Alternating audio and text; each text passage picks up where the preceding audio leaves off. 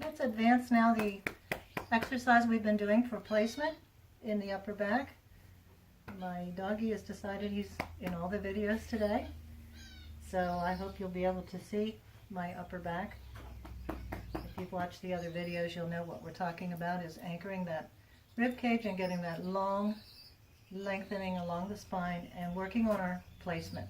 Strength, but also just the body's education about placement. So now I'm adding the foam roller. In the studio, I often just do chair work with many of my students. Some of them are not ready for working on the roller because they fall off of it. So the chair is a little bit more stable. But if your core is doing pretty well, then you can get on the roller. And just balancing on here can be a challenge if your core is not organized. I'm not saying necessarily strength, but getting all of the muscles to work together to keep you stable. So if you find you're wiggling around a lot, then you need to work on the floor a bit longer.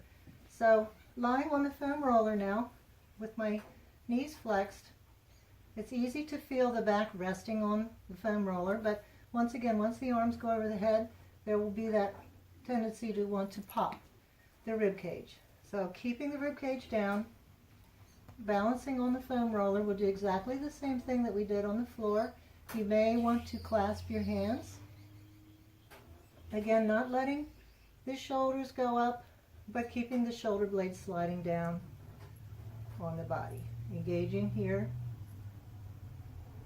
Make sure you're breathing. You don't have to have a really hard situation going on. You just have to keep the alignment of the rib cage.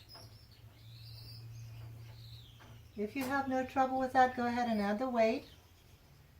This is what I'm using right now is a 5-pound weight. I like to use 8, but start with something low. And again, just as before on the floor, if you're getting to here and you're starting to pop, then don't take the weight back very far. Once you get over your head, gravity is going to kick in.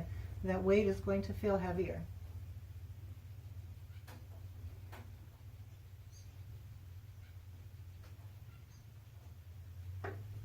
And making sure to breathe.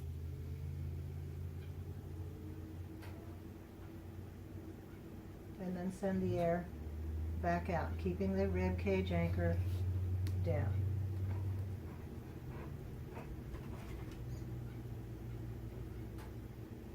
Now set the weight aside for a moment.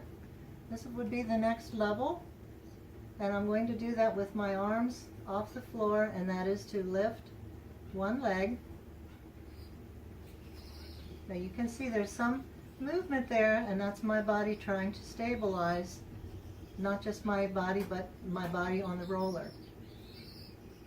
Then we'll try the other leg.